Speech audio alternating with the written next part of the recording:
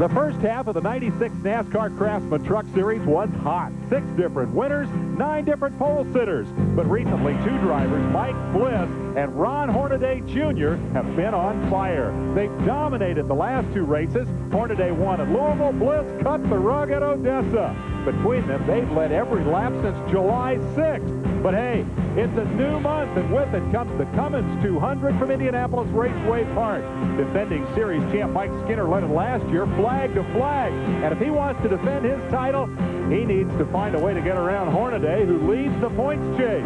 So hang on and join us. The second half of the Craftsman Truck Series about to begin, and it's going to be good. Hey, we'll even leave the light on for you. Oh, never mind. Lights aren't on yet. Ready to start. Indianapolis Raceway Park is the scene as Speed World comes to you for coverage of the Cummins 200, the NASCAR Craftsman Truck Series, coming here for its second appearance. This racetrack, part of the inauguration of this exciting new competition venue last year. The trucks have rocked and rolled all around the country and crowned Mike Skinner as their champion. He dominated the first year. I'm Dave Despain, and this is Benny Parsons, who will tell us, I think, that things have been a little bit different this year. We've had a very, very competitive series. Well, last year it was Skinner and Hornaday. They practically won all the races. This year it's been spread out. Hornaday's won races, Skinner has won races, but so has Sprague, so has Bliss. It's been a mix of drivers this year. We have a terrific 3-way battle for the championship, but what we've seen in the last month, the last couple of races, was dominance by Mike Bliss and Ron Hornaday. They have led all of the laps in the last 2 races, which basically encompass the month of July, and actually swapped the lead back and forth between them in each of those races. So it's kind of been a 2-man show, and that's really in contrast through what we had seen through the first 10 events of the year. The bottom line is we have a 3-driver battle for the championship, and an intense battle it is, with minimal points separating them, and everybody looking to tonight and wondering if Mike Skinner can jump back to the top of the heap. Let's hear from the point leader now as Marty Reed talks to Ron Hornaday. Only one man has finished all 12 races in the top 10. You're looking at him, Ron Hornaday, and you're 10,000 richer at the halfway point because of it in Gatorade money, but you're starting 13th on a track that you didn't have much luck with last year. What's the game plan? Well, there's no game plan right yet. We just need to do what we've been doing with this Napa Chevrolet all along, and just keep this thing up front and do what we can. It's going to be a little tight the first couple of laps. They've done a pretty good job. I think we got the right setup for the weather. So if you keep clean, see it halfway, then you come back and then you start thumping on them like you have all season. Yeah, that's about how it's going to go. And I'll tell you, we just have to run it good. And Goodyear came out with another great tire. Each year each time we come back, we're getting faster and faster at each track. So they've done a great job. We just need to save them, see what we can do at the 200-lap mark. Well, it could be the drivers, too. They're getting better and better all the time. Hornaday will start from 13th starting position this evening when we drop the green flag, and we're going to do that rather quickly. Let's take a quick commercial break, and we'll come back to review the starting lineup for the Cummins 200.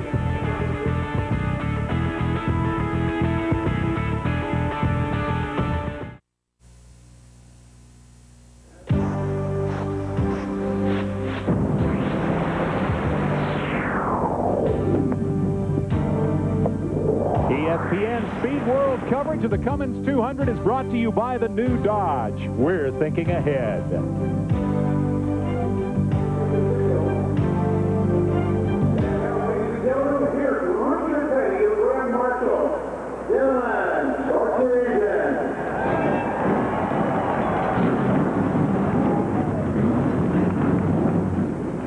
There's the command, and there's the reaction. Engines come to life here at Indianapolis Raceway Park, and we are moments away from the start of the Cummins 200. The king himself, Richard Petty, giving the command, some of which you may have actually heard there. He's got a truck in pretty good shape in the starting lineup. There's that number 43 truck about to roll out right now. Dave Despain and Benny Parsons topside to call the action as we take a look at the starting lineup. Skinner on the pole, the defending champion, breaks the track record. David Green in his second truck start right alongside, also quicker than the track record. Then Bickle and Ruffner. Brian Ruffner is the Rookie of the Year point leader thus far. Jack Sprague, third in the point, starts fifth on the racetrack. Joe Ruttman will line up 16th, or 6th rather. Then comes Kenny Wallace and Jimmy Hensley sharing row 4. Tony Stewart, in his very first truck start, qualified 9th with his old Silver Crown rival, Mike Bliss, alongside. That's your top 10, Benny. And then it's Steve Park, Nathan Bucky, Ron Hornaday, Harry Gant, and Jay Sauter. Now we'll go 16 through 30. Bob Keselowski, Mike McLaughlin, his first ride in the truck. John Nemechek, Steve Portingay is back, and Butch Miller in 20th. Jeff Burton starting one of the Roush trucks with Mark Gibson alongside. Walker Evans and Bill Sedgwick sharing row 12. Then it's Resendes, Dave Resendes, the winner of the season's opener, and T.J. Clark. Dave Stacy, a new driver to this series, alongside Lance Norick, who has a new truck. He switches from Dodge to Ford. Rick Corelli and Doug George, Bob Brevac and Lonnie Cox. And rounding out the order are Charlie Cragen and Mike Hurlburt, who both had problems in qualifying. So 34 trucks are set to take the green flag here and go 200 laps with a brief break in the middle. It's the Cummins 200, race 13 of 24, as we run 137.2 miles here and pay $260,000 for doing it. We ride along with Brian Refner. We have some onboard cameras tonight on these trucks. We saw David Green. Here we're on board with Brian Refner. There's Mike Bliss on the roof of his Ford truck. Also Bill Sedgwick in the Die-Hard truck. You see anything like we saw the last outing? Another onboard camera. Oh, we got a ton of them here. We got Bickle. We got another one here. We got one starting outside the front row because David Green has a camera mounted in that Pennzoil truck, and just off his inside is going to be the pole sitter, of course. We go back and jump in Norick's truck. We got another onboard camera. Is every truck out here have a camera on it? No, not every. Uh-oh. Horbert did not get his truck would not start at the beginning. He's had trouble all day. He had difficulty qualifying. He was scheduled to be the last man out, had problems qualifying, ended up 34th on an owner provisional, and now the thing won't crank up again, so it's been tough sledding for him. We mentioned, and then in the last 2 races, we've seen the Hornaday and Bliss show, and that's been a little bit of a surprise and certainly a contrast to what has gone before, with 9 guys winning poles this year and 6 drivers winning races. I don't think anybody expected that Hornaday and Bliss would so totally dominate the last 2 outings, but that's exactly what has happened. Here's Mike Skinner. He's on the pole. We talked on the pre-race show over on ESPN2 about a little tangle that he had with Jack Sprague, championship contenders. Boom, Skinner gets into him. Sprague tries and tries and tries to save that thing at Odessa, and then it goes around on him, and he was mighty unhappy. So Jack Sprague tonight will have to show some patience, as he said he's going to, because once again, he's in a championship, and it's not going to do him any good to crash, fall out of the race. So Sprague will be in that number 24 on the inside of row 3, with Skinner sitting on the pole as he did last year when he led the thing flag to flag. And Betty, that speaks to the difficulty of passing on this racetrack. This is not like a typical short track where everybody gets in line down around the bottom and the way to pass somebody is to root them out of the way. The groove is on the top of the racetrack. Unbelievable for a racetrack with no banking, but the groove is on the top, and you're not going to let anyone on the outside, and it's very difficult to pass on the inside. When you watch Thunder, even with the little midgets and the smaller cars, it's difficult for them to pass, and these are big, huge trucks. One of the things that the open wheel guys have developed is the technique of running in high and then squaring off the corner, diamonding off the corner, as Larry Rice likes to refer to it, and then getting the charge down on the inside and making the move coming out of the corner and winning the drag race down the straightaway. We'll see how that works in one of these big, heavy trucks, essentially a Winston Cup chassis with truck sheet metal all around, representing the 3 brands, the Fords, the Chevrolets, and the Dodges, and they're pretty well represented in terms of the qualifying order. Chevy's on the front row, and then the Dodge and the Ford, Bickle and Refner in row 2. Qualifying was very interesting. The race, again, the key is going to be how you make the pass, how you get to the front. Exactly. Chris Morgan, the flagman, has given the field a signal that he will throw the green the next time by, and these cars will be off No, he won't throw the green. He'll wave the green. I'm sorry. We teased him about that ahead of time. If you throw the green, it's going to embarrass everybody on television because you're going to drop the thing down there on the racetrack, but that won't happen. Chris Morgan is very heavily involved in our Ventura Thunder shows.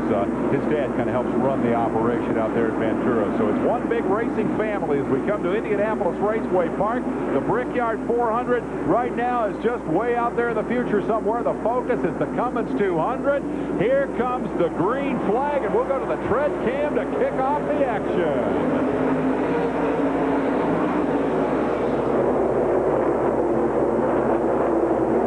Turn one they go, and Skinner has the advantage. He jumps out front by about 3 lengths over Bickle, who grabs second place in the Dodge. And Sprague is trying. He started 5th. He's trying to take over that 4th spot, but Refner having nothing. There's a tread cam you're talking about. Duck, Benny. Yeah. I think that's just one of the coolest angles anybody ever can see. We see it all the time on... Oh, some hard truck in the wall. Coming out the second corner, Joe Rutman makes some contact.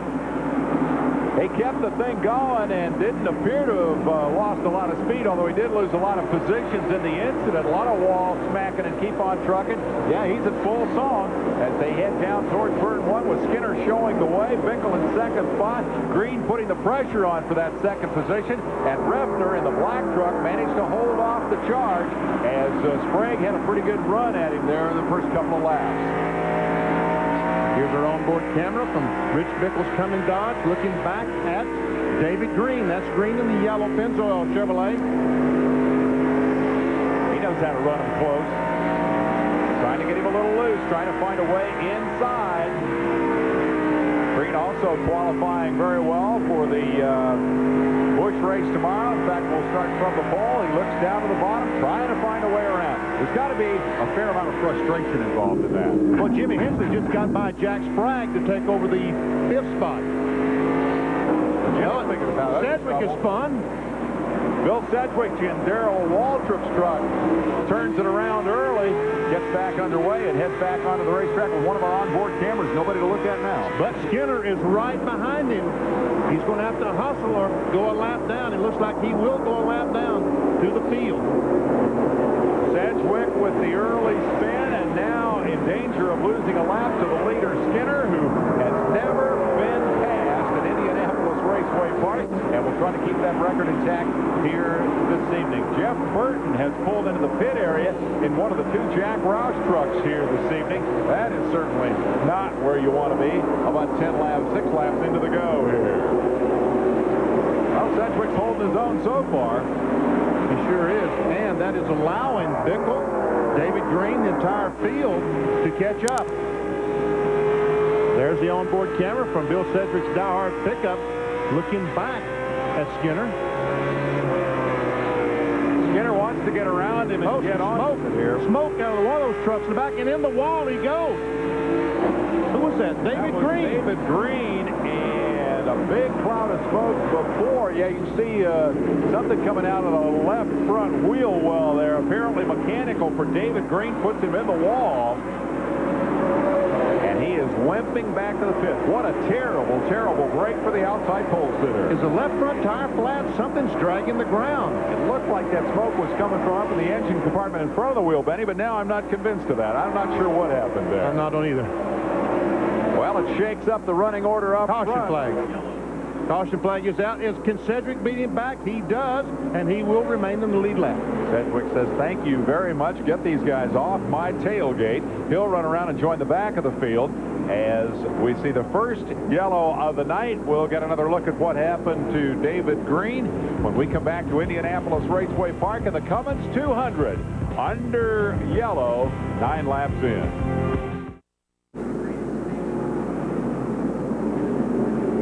We're back at Indianapolis Raceway Park. We're under yellow. Mike Skinner leading, and the yellow came out as a consequence of David Green's contact with the wall.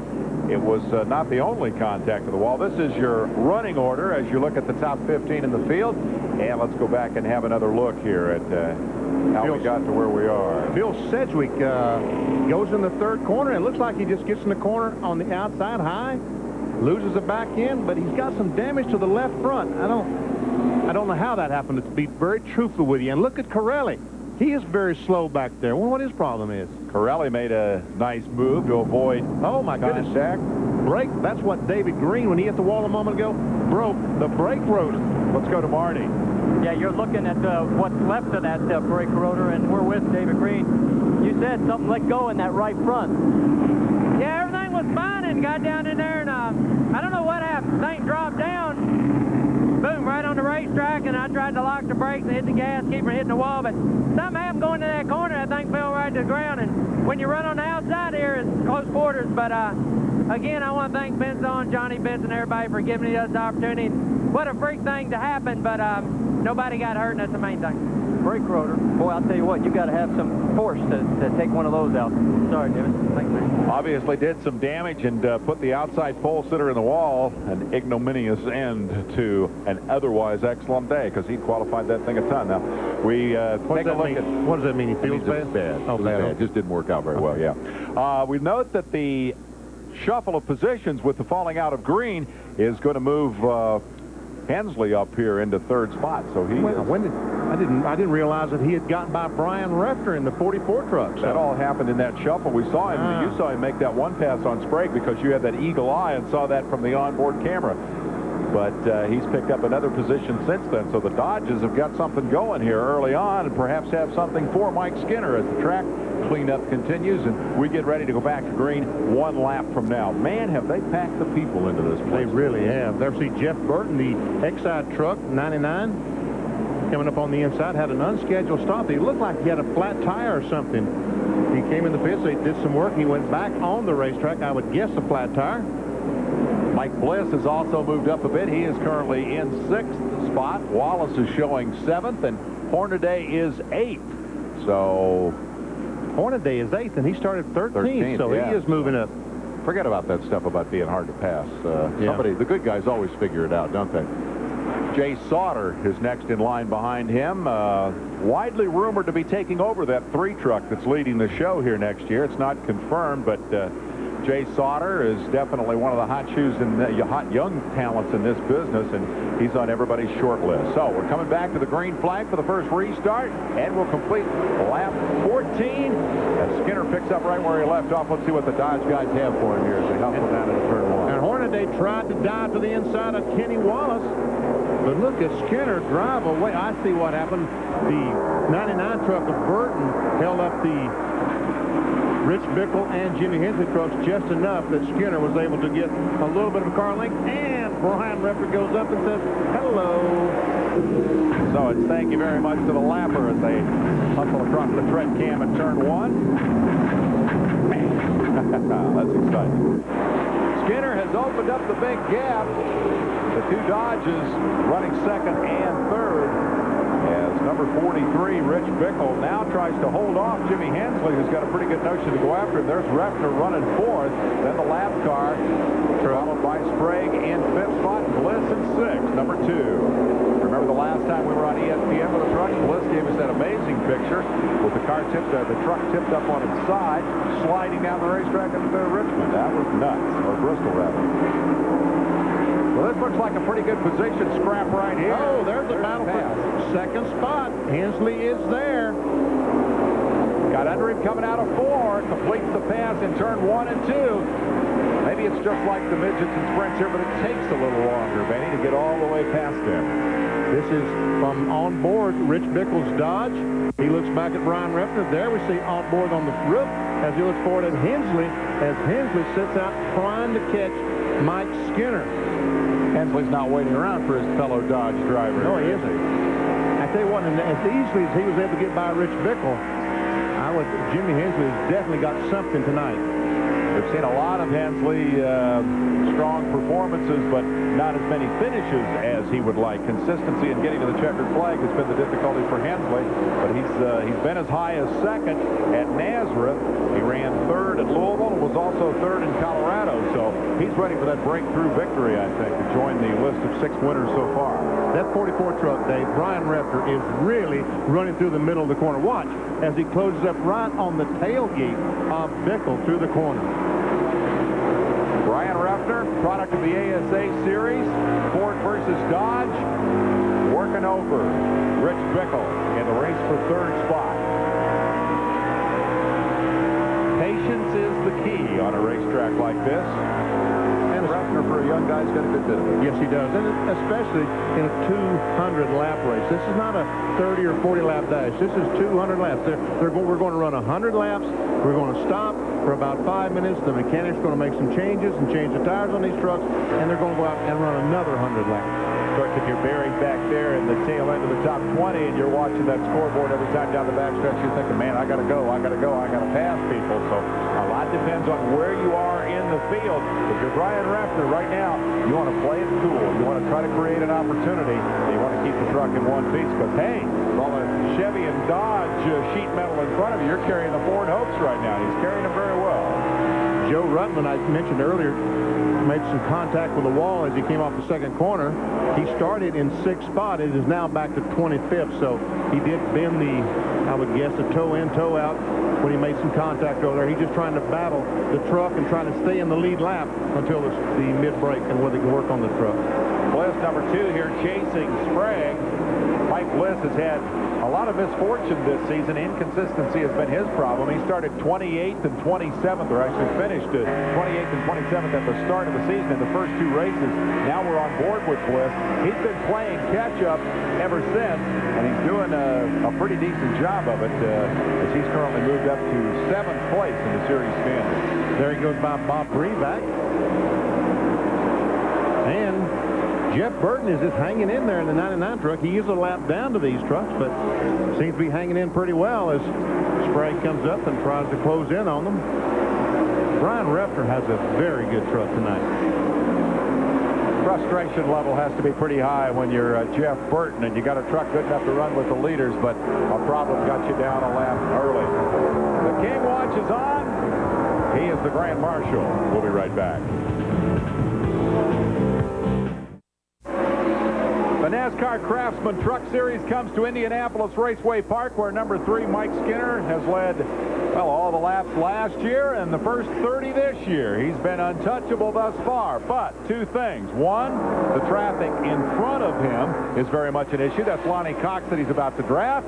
And the guy behind him is also a big story. Jimmy Hensley is coming after him.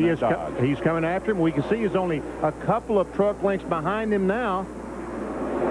If Hensley's truck will work on the bottom better than Mike Skinner's, but it's not working very well. He's having trouble getting by the 35 truck. Caught him in a hurry when Skinner got into that problem. But now the question is, which of them can get through the traffic most effectively as they work on Sedgwick, trying to put him a lap down. Remember, he was at the tail end of the field after he spun early on. Let's go to Marty. Well, just wanted to put a period on the Jeff Burton story. He ran over some debris, cut a tire, had to come in. That's what put him a lap down. Now it's just a matter of survival and maybe getting lucky against a break or 2. That explains why the truck is as good after the stop as it was before the stop. It was simply a cut tire, and once they replaced it, he jumped right back in the position relative position that he was on the racetrack and running about the same speed. 43 is Bickle, and 44 is Reffner, and that is 3rd and 4th. And they're tight, but they're losing ground to the front runners. And I want to apologize for calling the truck the 35. It was the 36 truck of Lonnie Cox. That we do not have a 35 truck here tonight. It's 36. There we go. Bickle's onboard camera as he looks back at Brian Reffner. A pretty good look at Reffner, too, because he's close.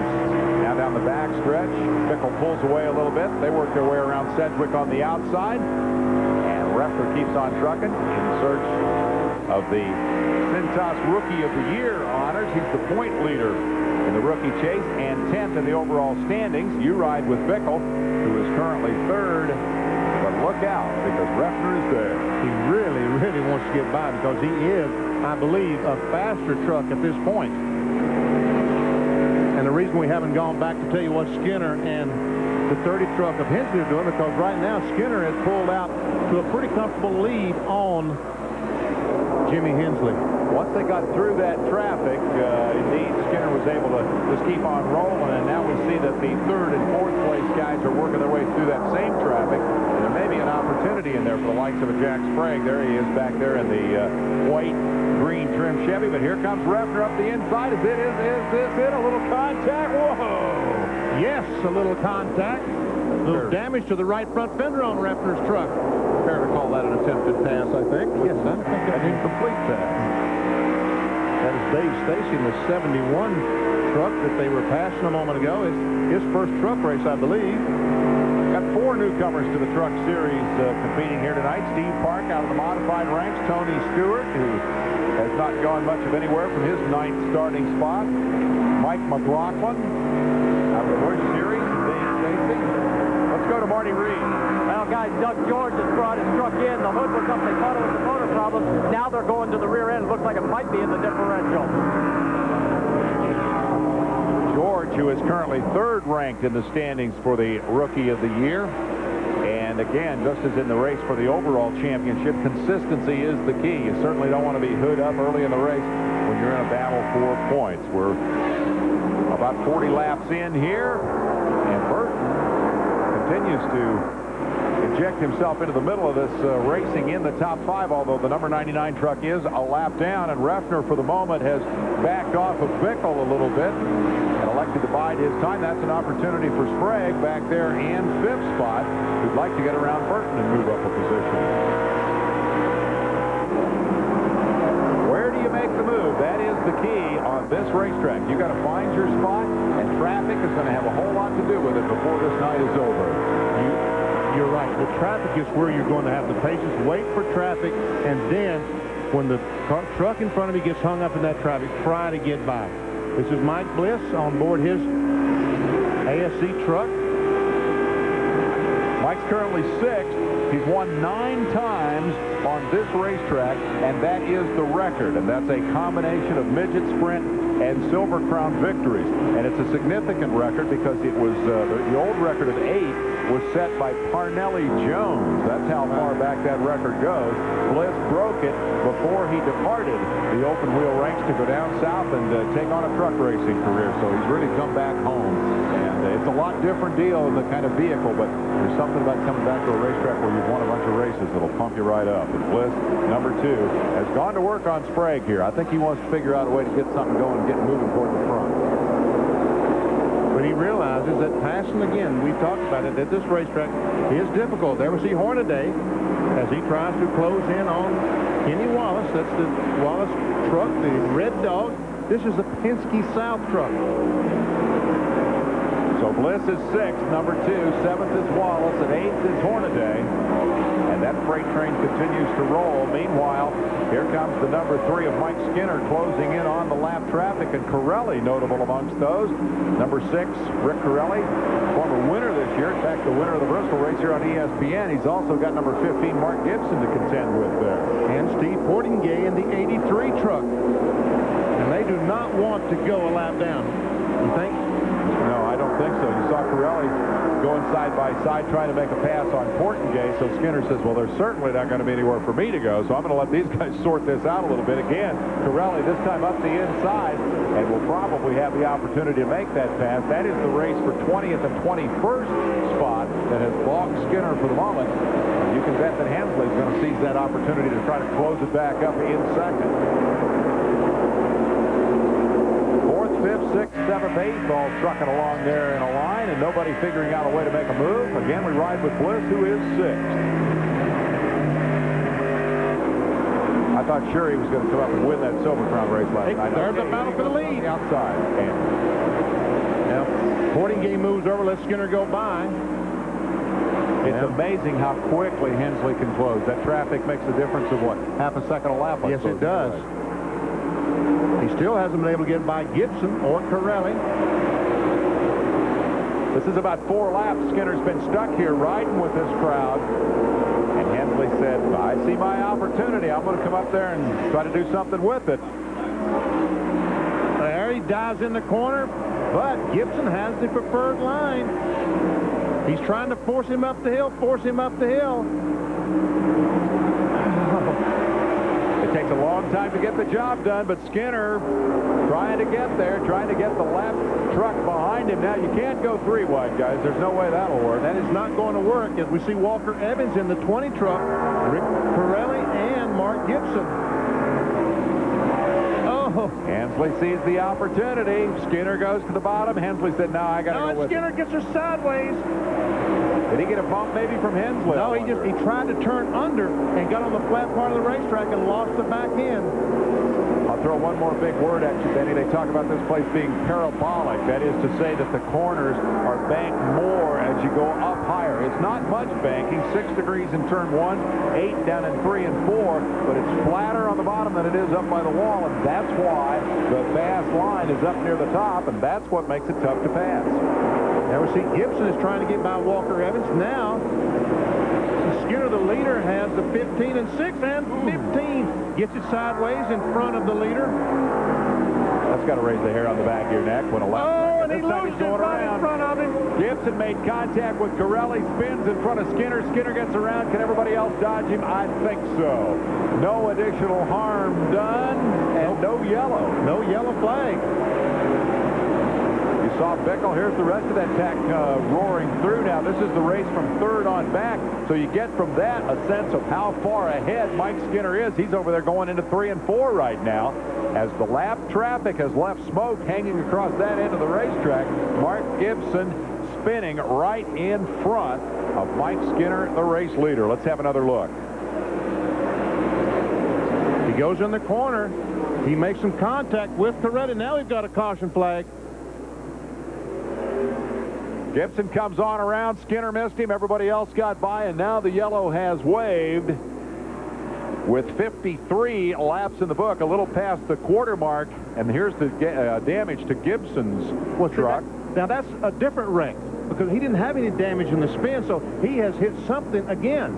Must have turned around and run her down to the other end and run into the wall, perhaps. He comes from a racing family. Mom runs the ticket office at Daytona International Speedway. We'll be back with more right after this. Getting set to go back to green at the Cummins 200 at Indianapolis Raceway Park. Let's take a look at how we ended up under the yellow.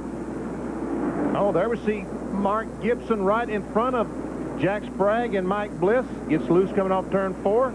Tries to save it. About the 3rd save. Nudged the wall head on. Just prior to that, he had spun in front of the leader. Let's go to Marty with Mark. Yeah, very disappointed, Mark Gibson, and definitely this is a contact sport, right? Yeah, it definitely is. You know, big trucks on this short track, there's a lot of bumping and beating, and that's just part of it. You know, nobody's at fault. You know, I run in the back of Miller when the 99 truck had trouble, so, you know, it's just one of those things. You need to start up front. That's what we're not doing. We just got to get qualified down a little better. If we start up front, we can run with the leaders, but just new team, new driver on these radials on short track. We'll be there, though, 40 years old. Now, Mike Skinner pulling away again, guys. You saw the restart. There's Portengate or checked it. That was Hornaday slipping and sliding around there in the traffic as Skinner immediately tries to check out again.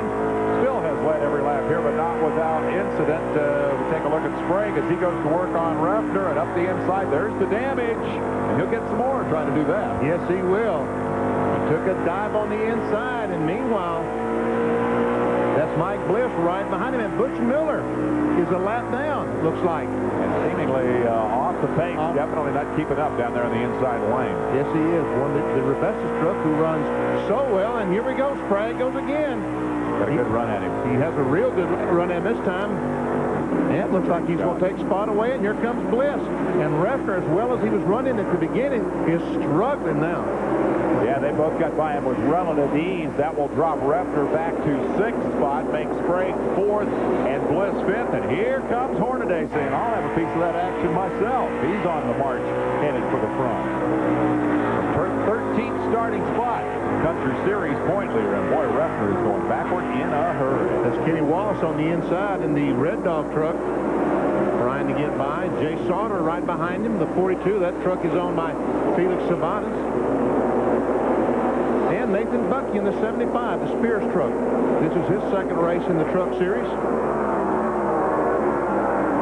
Nathan Butke's a second-generation driver and pretty impressive. He made his truck debut last week at Odessa and finished 7th. They do get close together, don't they? A little bit close, yes. And right a lot of room, and you got to use every bit there is. And Reffner is really, really struggling.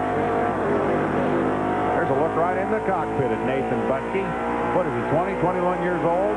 Yeah. He is shaven now. He's a heck of a race driver. Came out of the Winston Racing Series, calls Randleman, North Carolina home, and he says, move over, give me some room. Not that easy, Nathan. Let's find out more about what's the problem with Butch Miller, who slipped off the pace here. Marty, you got something on that? Yeah, he's cooking, guys. He's got the motor temperature way up. He's had to back off trying to keep it from blowing up. So that's why he's falling back. All right, appreciate that, Marty. Bad luck for Miller, who had trouble here last year on the last lap of the race. Reffner is the guy in trouble for the moment. You're riding with him in 9th spot as he tries to hold off series newcomer Nathan Butke, who is just inside the top 10. And that's Mike McLaughlin in the yellow truck right behind Nathan Butke. I think, might be his first ride in the trucks. First of 2, we understand, with possibly more to come later. More and more guys coming to the truck series, and they come from everywhere. Butke, for example, a second-generation racer. Dad's a dairy farmer now, but he got the kid involved in racing early on, and Nathan looks like a heck of a truck racer here. 7th in your first outing is pretty impressive. Up front, Skinner continues to show the way. He's opened up pretty substantial separation once again and is kind of parked on that for the moment. That's been the pattern once the traffic becomes an issue, and then it closes up and gets exciting. But for the moment, he's on cruise control. There's a look at Tony Stewart, number 4. And Joe Rudman, the 80 truck, still plodding on after making some contact with a second turn wall early on. And that's 0-2. That's Steve Park, the, I think, modified driver from the Northeast. Does run some Busch Grand National North, NASCAR Busch Grand National North races. Joe Rudman, number 80, after hitting the wall early, is currently 13th as he continues his pursuit of Tony Stewart. The logically follows is 12th. Tony's backed up a little bit from where he qualified. Again, first appearance in the truck for Tony Stewart, the Bigfoot Food Stores and Pace Trailers Chevrolet. The truck in front of them, the Coffee Critic truck, Steve Portingate, is the lap down. Ooh, and Rudman and Stewart almost make contact coming off the corner. It's hard to appreciate how hard it is to get that thing to turn when you go down low like Rudman did there. It really wants to jump out from under you. You're trying to turn it left and stand on the gas at the same time. Does not work too well. Look who's back together again, just as they've been for the last 2 races. In fact, these 2 guys led every lap the last 2 races. This is Mike Bliss's on-truck camera, and he's pursued by Hornaday. And the battle is for 5th, so Hornaday has gained 8 spots since this thing started, and he's trying to make that 7.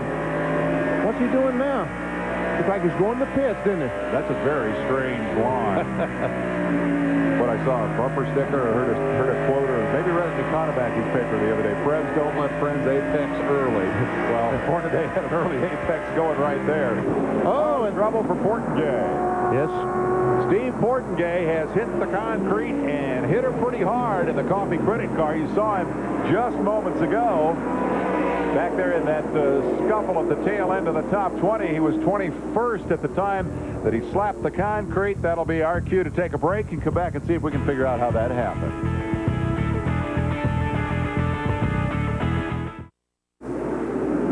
Back at Indianapolis Raceway Park, they're just about to drop the green and turn them loose again on lap 74. Starting lap 75 with Mike Skinner showing the way as he has from the get-go. Nobody has been able to dislodge the leader thus far. Jimmy Hensley has come up there and taken a couple of shots at it. Remember, they'll run 100 laps and then bring them in on lap 101 for a mid-race break that will give them the opportunity to tune in the trucks and try to improve them for the finish. Well, hello, Speedy. Trucks get around this place in a hurry, Benny. Yes, they do. There's the Skinner, the leader, and he still has led every lap that the trucks have run here at Indianapolis Raceway Park. He's not getting away from Hensley quite as quickly, perhaps, on this restart, although it's clear that Jimmy, without the aid of traffic, does not have anything for Skinner at this point, and I guarantee you the wheels are turning. Every one of these guys is thinking, okay, what do I need when I come in 25 laps to get better? And they're communicating with their crews now via two-way radio, telling them exactly what the truck is doing, and the crew is making some plans to make some changes during that 10 or 15-minute break. Ryan Refner has slid back to 11th. You ride with him as we go to Marty to try to find out what the problem is. Yeah, Brian Refner called in and said, hey, fellas, if you can find me an extra cylinder, I can use it. He is missing, and he's only running on 7 cylinders, and that's why he's falling back. That explains it. There's the damage to Joe Rudman's truck from lap 1 when he hit the wall coming out of turn 2. Rudman is now 12th and working on Refner as they work their way past TJ Clark a lap down. And looks like he's going to take that spot away. Yes, he does.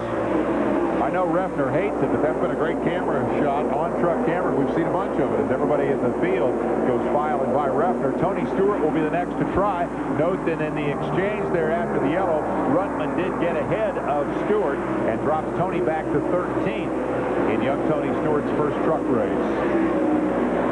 And now Tony is safely clear of Refner,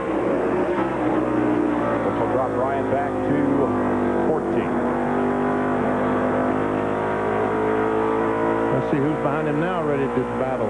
One of the Dodges. That's going to be the new guy, Steve Park, who comes out of the modified ranks to jump on board the Dodge here and make his truck debut. That's one of Walker Evans' truck, the Dana-sponsored Dodge.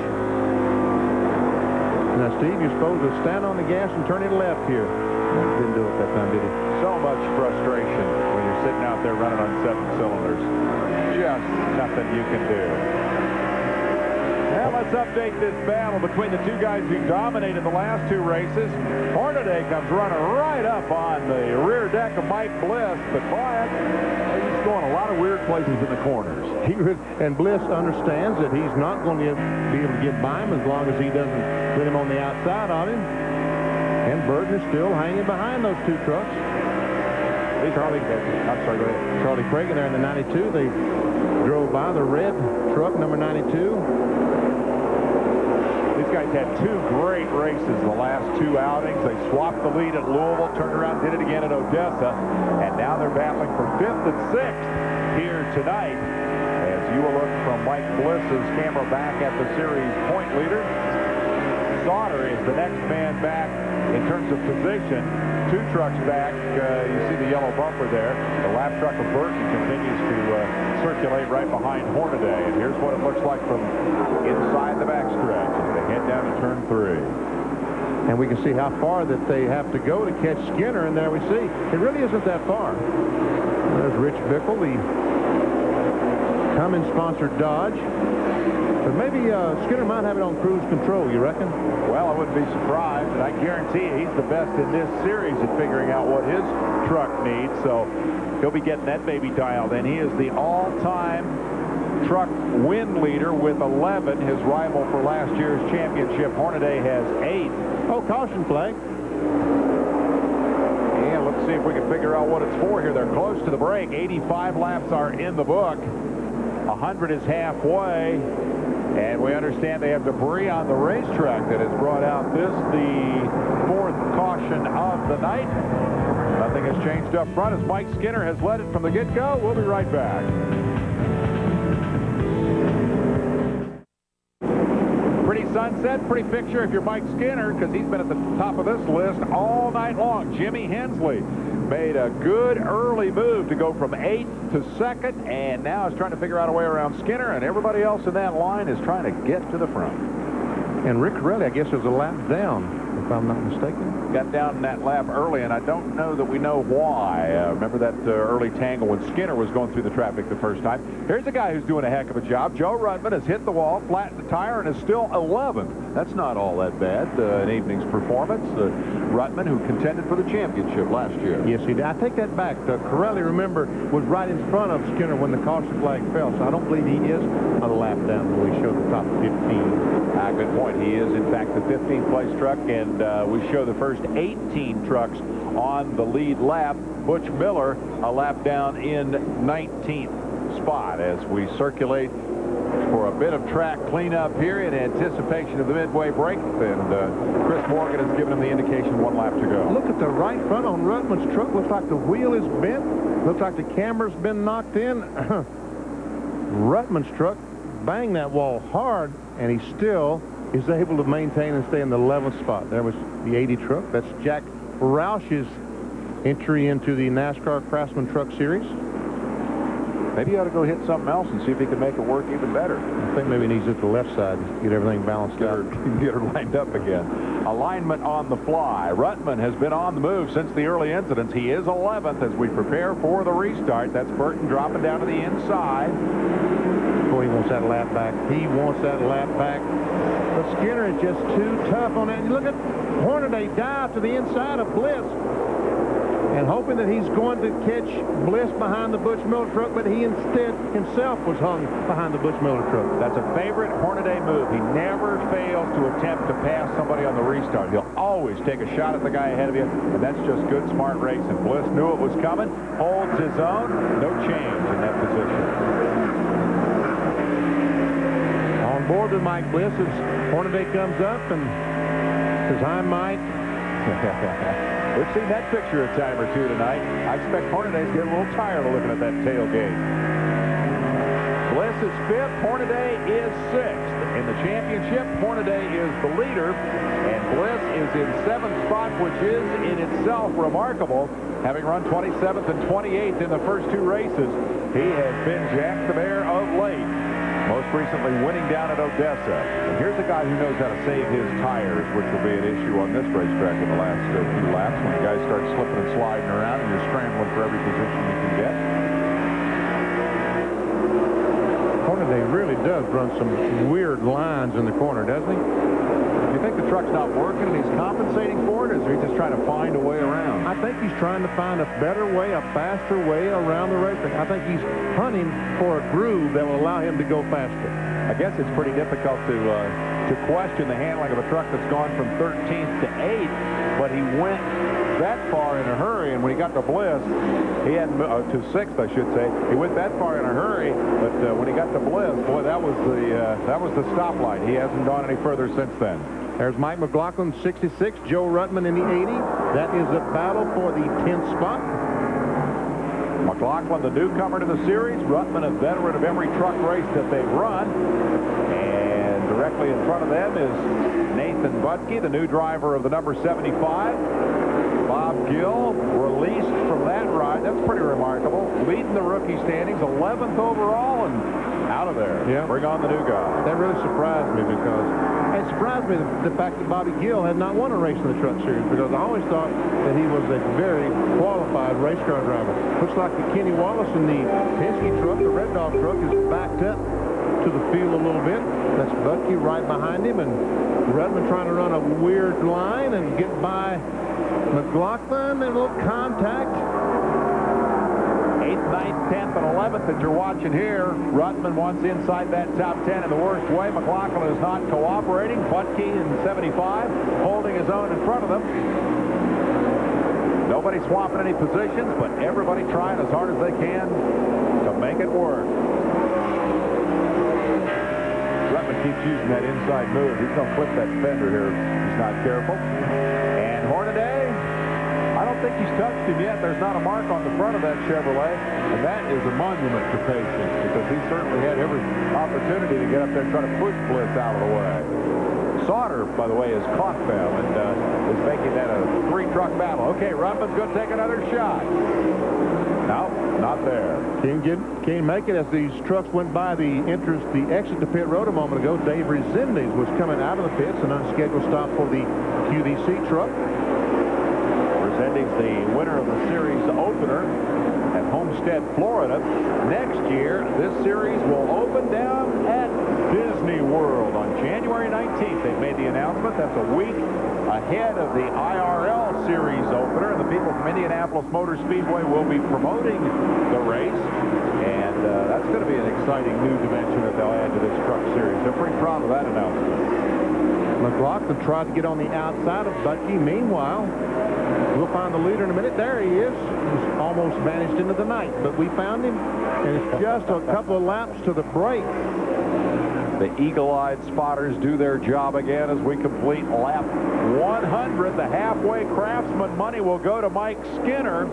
And next time around, we'll slow him down, head him for the pits, get Marty Reed into his running shoes, and have him go gather all the information he can on the changes that will be made during the halftime break here.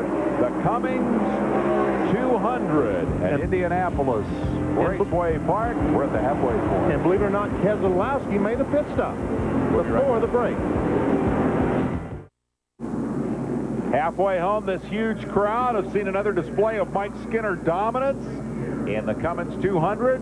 Hensley hanging on to that second spot. Bickle, Sprague, Bliss, Hornaday continuing their battle in 5th and 6th with Sauter now part of that. But this could all change as we hit the halfway mark. We take you back through the field as Marty Snyder prepares to do his work down there.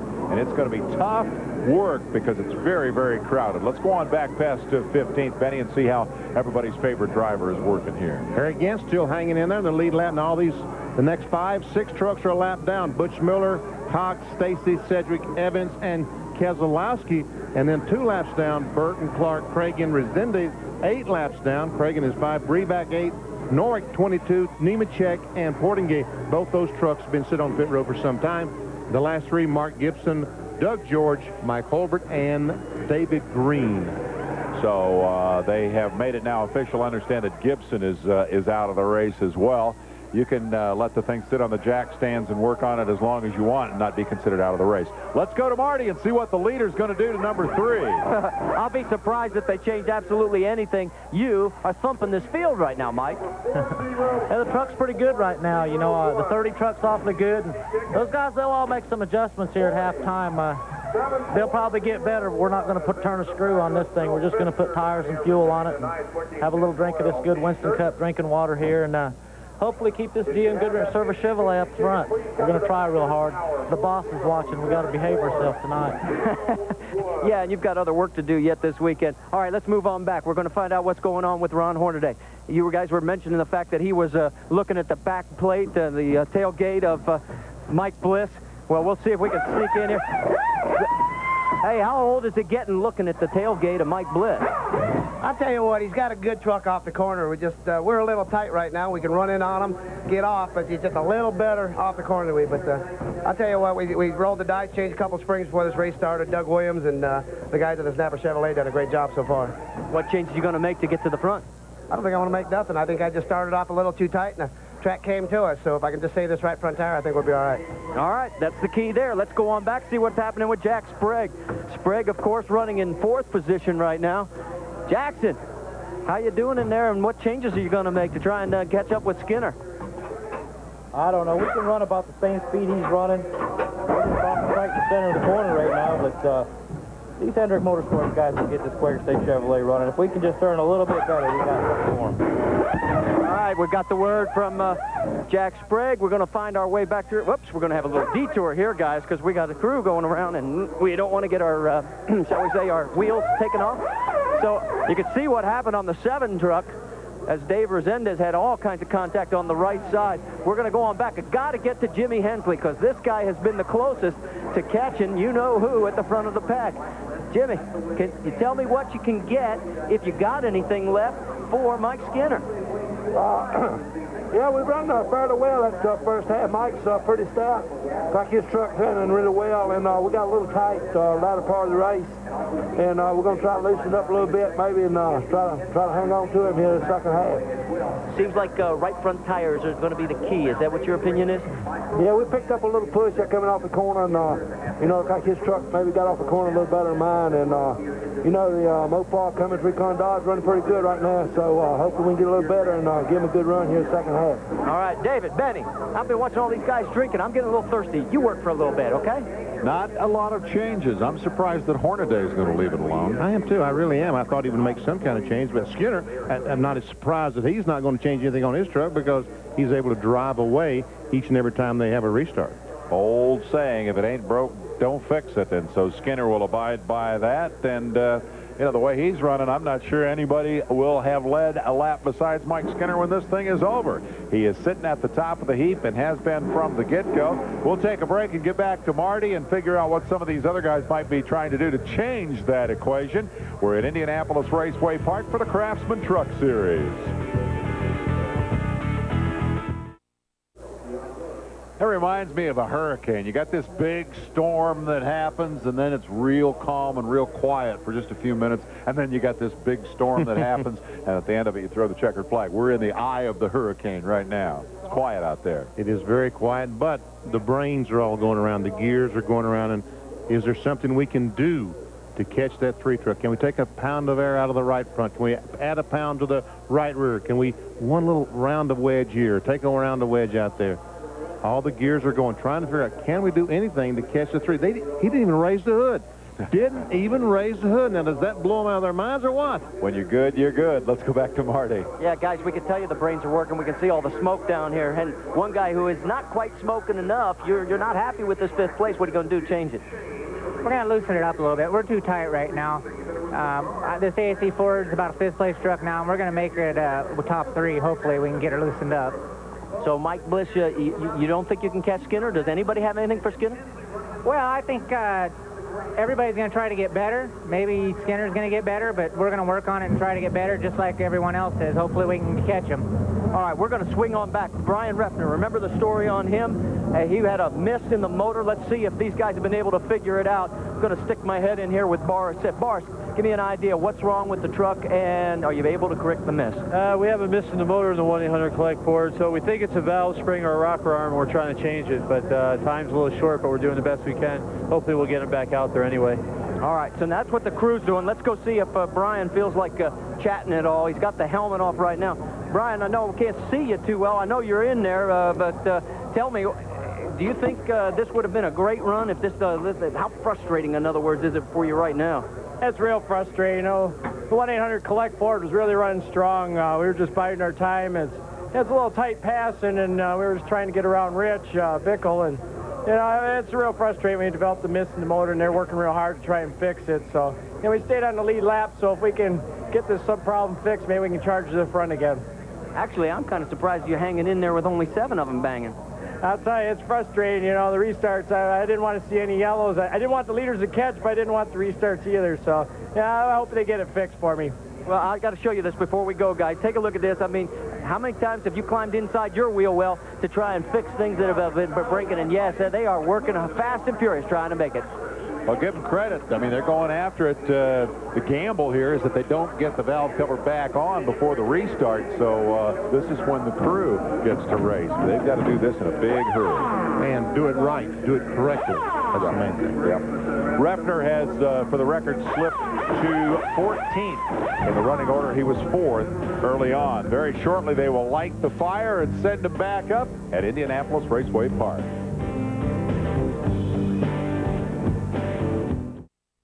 The trucks roll at Indianapolis Raceway Park. It's the Craftsman Truck Series, the Cummins 200, and it's just part of a big week of action here. Tomorrow we come back for Speed Week at 8:30 Eastern Time and follow that up with the Busch Series Kroger 200, the 15th running thereof, which will start here on ESPN at 9 o'clock Eastern Time.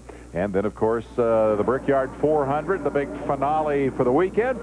As we get set to go back to green, let's go back to Marty. Hey, guess who I found rolling around pit lane? Robbie Gordon. Hey, first off, you enjoying the race? Definitely out here just rooting on my buddies, you know. They're doing a really good job. They finished 5th after the first 100 miles, and they made some changes to the Ultra Wheels truck, and hopefully they'll be able to pull it off for a victory. All right, I got to ask you, what's in the plans for your future next year? Because we've all heard about the changes on the IndyCar team.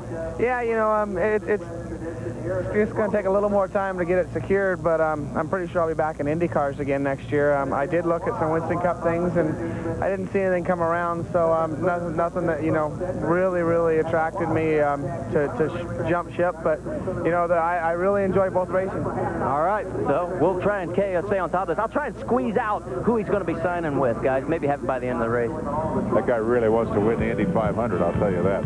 We'll take a break and come back for the restart right after this from IRP. Can anybody pass Mike Skinner? We'll find out as we go to the second half of the Cummins 200. 101 laps are in the book, and we'll drop the green on lap 102 momentarily, and there's danger that we may start that without Brian Ruffner. Let's go to Marty Reed for an update. Well, guys, they have figured out that it is a broken valve spring, and the guys are, you can see they're working furiously. They're not going to make it in time for the restart, but as they always say, points are points, so they will get it fixed and getting back out there. But the valve cover is still off. They're still thrashing. So they're going to lose a bunch of laps before they get that baby back out on the racetrack, because the signal has been given. 1 lap to green, and Skinner will continue his quest to try to lead every lap in truck racing history here at Indianapolis Raceway Park. Jimmy Hensley said, well, we're going to try to loosen it up a little bit. A lot of guys talking about loosening up their trucks. How much of that is a function, Benny, of the fact that they practice out here on a hot daytime racetrack, then come race at night when it's cooler? A lot. That really has a huge bearing on it. Then we see the Resendez has an unscheduled pit stop in the QVC truck, but the trucks in the hot afternoon are very, very loose. When the sun goes down, it gets cool, they start tightening up, and all of them are pushed. A lot of them are pushing. Skinner said he was not going to change anything on his GM Goodwrench truck. So do you make a big guess in that case? Do you figure out, okay, well, I'm this loose, so maybe if I change this much, I'll be just right? It is a big guess, yeah. And you got to use last year's notes. And Skinner ran so well last year, so his notes obviously were better than anybody else's. Got a tip for the rest of you guys. Steal Skinner's notes, because until somebody comes up and passes him, he is the top cat on this racetrack. Here we come to the green, and the Cummins 200 is back underway.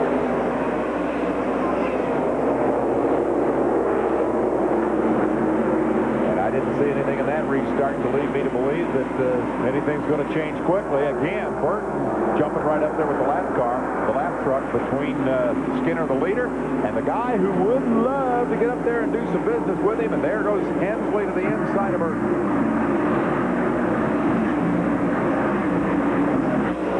Yeah, it was a little bit of contact off turn 4 between Hensley and Burton.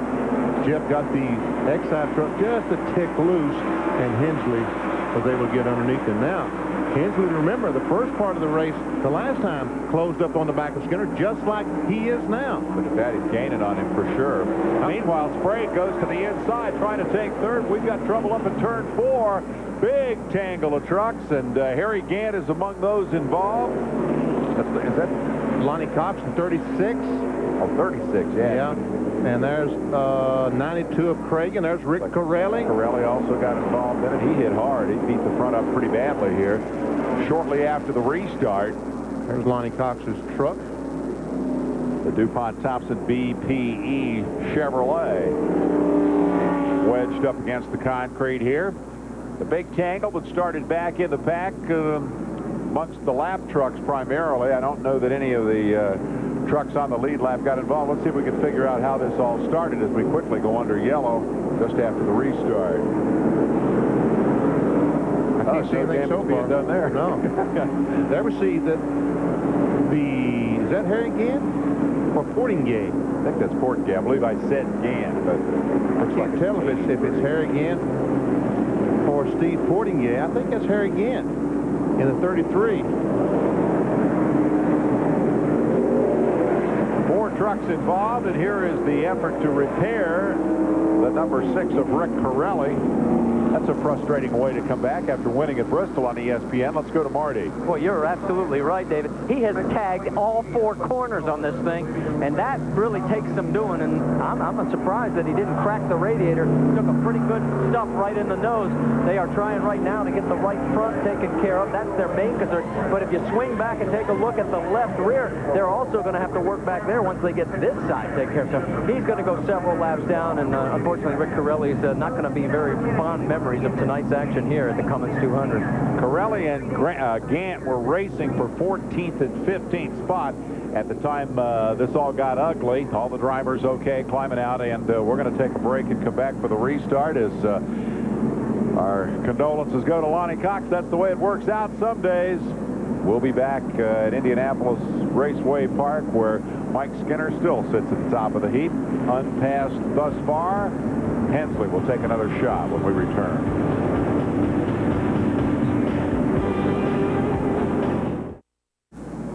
There's the tale of the brands. 2 Chevys, 2 Dodges, and a Ford in the top 5. 107 laps into this 200-lapper. And if we got on board one of these trucks, I think we can give you a better perception of what happened. This is Sedgwick's truck headed back to the pits. Look and listen.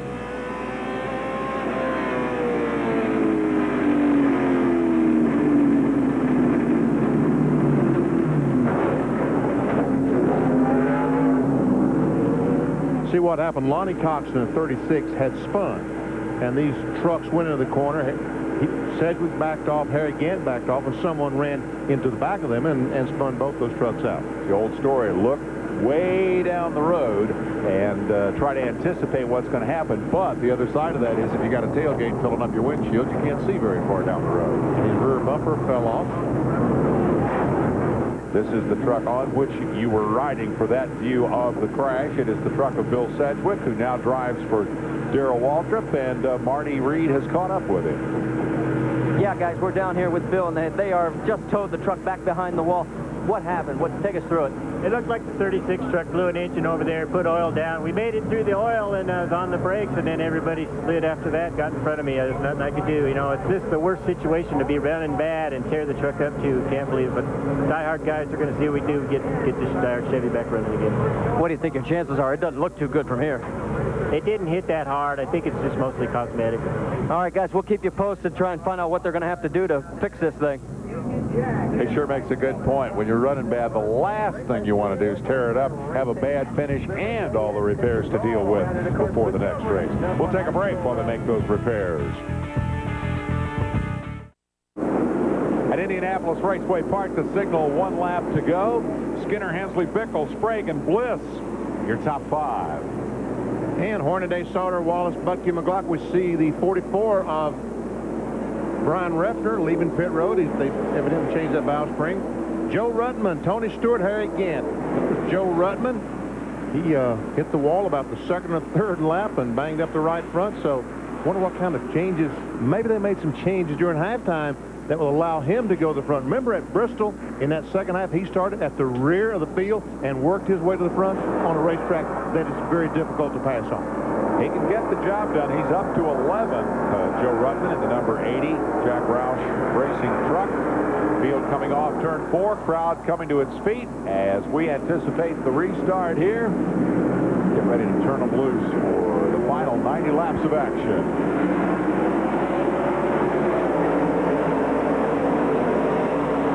Pattern. Burton jumping in behind the quick starting Skinner, and that leaves Hensley with the frustration, but Jimmy's not going to wait long to try to get around Burton this time. No, he's going to dive to the inside. Meanwhile, there goes the 16 trying to get by Bliss. He is on the inside. He's going by Sprague as well. Ron Hornaday, number 16, says now's my chance. Every time he tries, and every time tonight he has been frustrated. Started 13th. He has worked his way up to 6th place, and Jay Sauter at 42 working on him a little bit. Sauter's thinking maybe he's not looking in his mirror. He's so worried about Bliss. Maybe I can sneak up on him here, but it didn't happen there.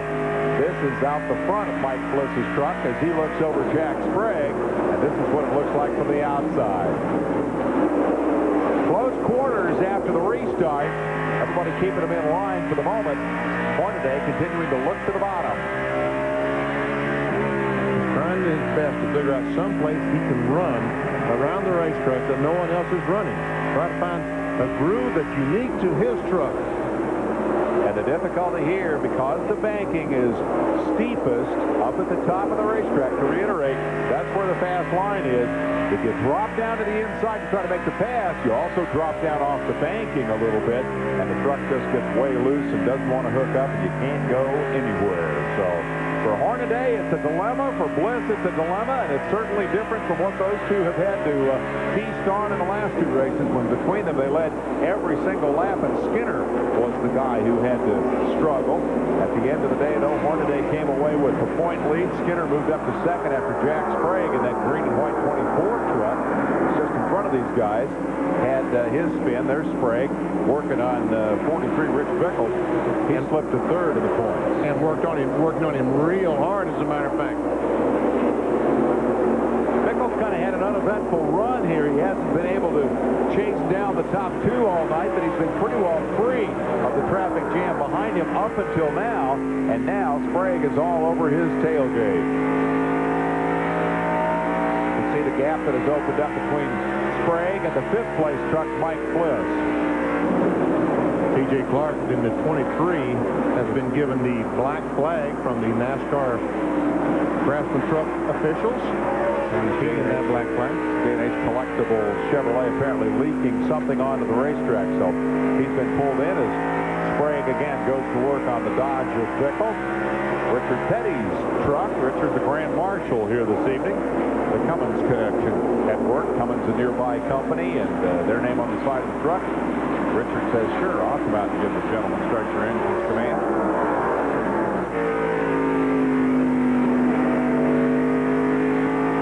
Ultimately, you get to a point where you consider, maybe if I just ran up there and tapped the guy a little bit, but we haven't seen a lot of that. No, we haven't. And these fellows have been doing an awfully good job not bumping tonight. I think Sprague right now is a little bit faster than Rich Bickle. If he could get by, I think he might be able to drive on and even catch the 30 and the 3 truck, but he can't get by Rich Bickle. It's good through the middle of the corner. You mentioned that earlier about Sprague's truck, and he seems to have lost none of that through the changes that they made it halfway. Just the difficulty of finding a place to go, a place to pull off the pass. Tell you what, for Jack Sprague, though, to be in a situation to run for a championship is quite a thrill. Let's see what your interval is here back to those guys as we watch the first two move through, and there's the gap to 3rd and 4th. It just isn't that far. There, Sprague's got to run now, baby. Hope that front end sticks. It does. He's on the inside, but can he make it stick? There on the bottom, that's when the thing starts to slip and slide around, and it's just so tough to hold it down. There's the contact, and one more dent in the right front of Sprague's truck. At least they've got nice green tape to match the paint job, you notice. So I noticed that. Repairs.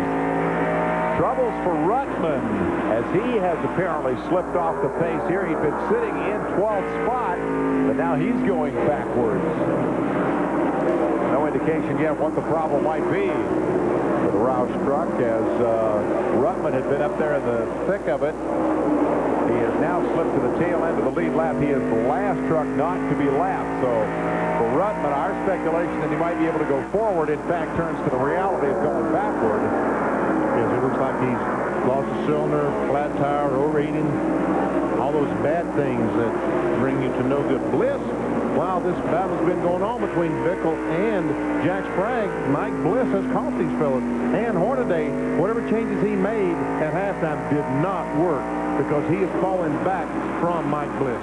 Bliss mentioned that he, before the break, was a top 5 truck, and he wanted to get to be a top 3 truck. He has closed that gap up in just about 3 or 4 laps. So we'll see if Mike Bliss has something for him when we come back to IRT.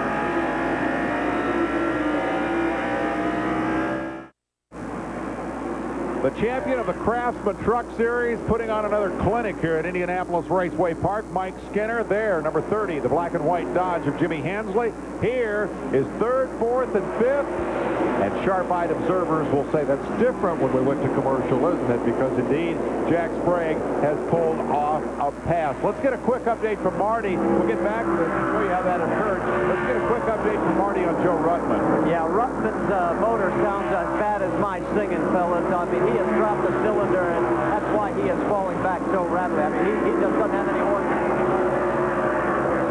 I appreciate that, Marty. Mike Bliss said he thought he might be able to make a 3rd-place truck out of this, and to do that, he would have to get around Bickle. Well, yeah, except that Bickle lost that spot to Jack Sprague, who finally made the pass. Yes, they go down the back stretch. Sprague gets on the inside, goes in turn 3, and this time he's able to get in the corner pretty doggone hard. He goes up the hill, gets a little bit of that banking you're talking about to help him. He comes off the corner and just kind of slides up the hill in front of Rich Bickle. Mike Bliss looks to the inside, says, I got a notion to do the same thing, but could not pull it off. And now as we go back to the live action, tries again and comes up short. It's a big difference if you've just got the fender alongside when you get to turn 3 than if you're up door handle to door handle with the guy, right? A big difference. Exactly right, because when you've just got that fender barely up there, Rich Biffle can run the groove he wants to. When you get up alongside that door, then he has to run the groove that you want him to. Just like right now. Bliss will make the pass, I believe. Bliss, the passing master in the open wheel cars, has picked up a position. He's around Bickle, and Bickle is definitely going backwards. He has now lost 2 spots and falls into the clutches of Ron Hornaday, but Hornaday's truck wasn't working quite as well just before this whole sequence began. So it remains to be seen whether he could do something with Bickle as well. I wouldn't want to predict on that one, Ben. No. And Bliss is not running away from him either. You continue to see that yellow bumper back there. That is Jay Sauter.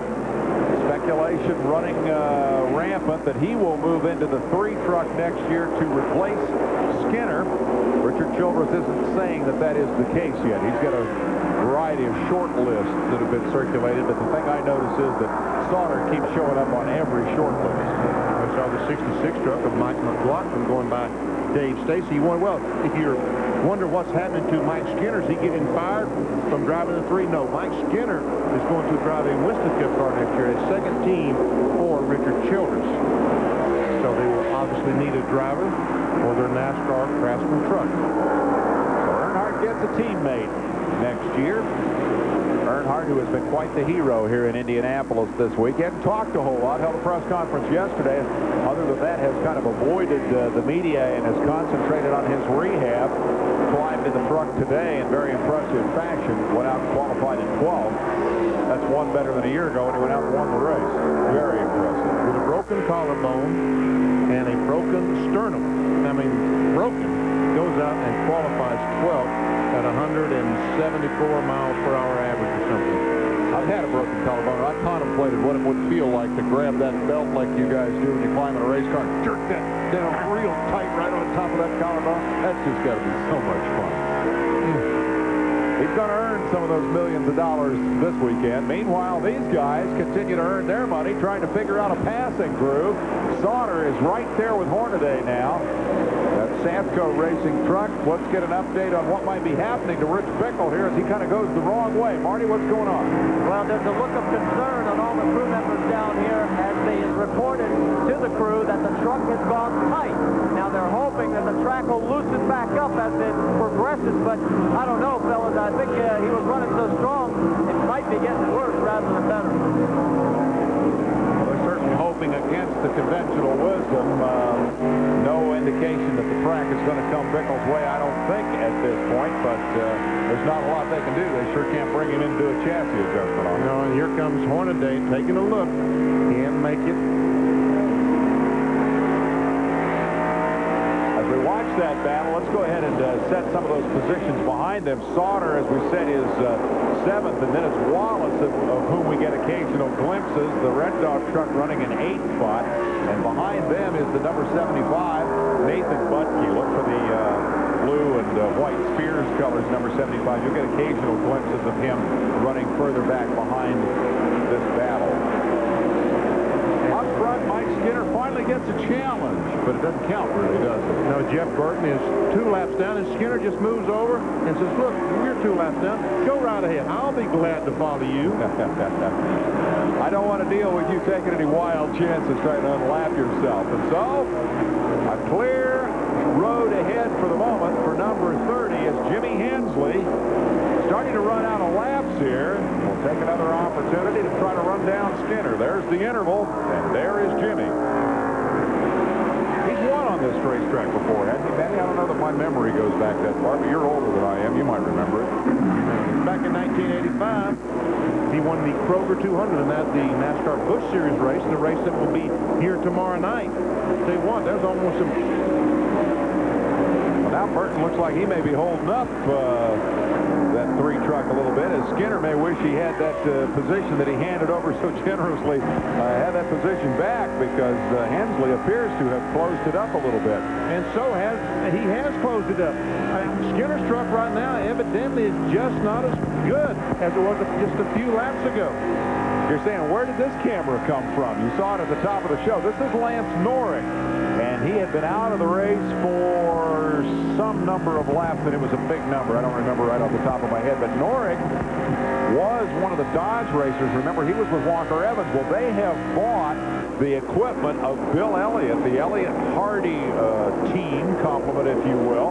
Elliott and Hardy dissolved their sponsors, their partnership, and Norrick switched from Dodge to Ford. So that change has taken place the past week. Now we're back up in the middle of the battle as we watch the number 43 continuing to struggle.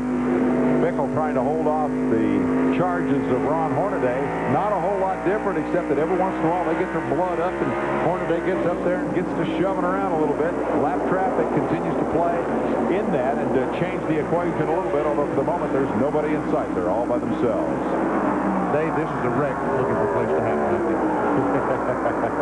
I hope it doesn't happen in the next 2 minutes, because we're going to get in a quick commercial break and come back with more. There's the interval, first and second. This could get interesting yet. We've passed the midpoint in the second half of this Craftsman Truck Series battle at Indianapolis. Mike Skinner continues to lead inside of 50 laps from the checkered flag. Might that truck have faltered a bit? He's under some pressure here from Jimmy Hensley, or has been. Hensley has seemingly backed off for the moment. Let's get an update from Marty Reed. Oh, I talked to Rich Burgess, the crew chief, and he said, hey, he's just cooling the tires a little bit, pacing himself, setting it up for the last home stretch. And I think, I haven't been able to see him a lap or two, but it looks like he's starting to stretch it back out. So obviously he's cooled down that right front, and he's going back after it. At about the time that Hensley had pulled up within a couple of truck lengths, we went to that commercial break. Skinner got that foot back down and opened it right back up. Never seen Richard Childress watching his truck, talking to Mike Skinner and telling him exactly what's going on around the racetrack.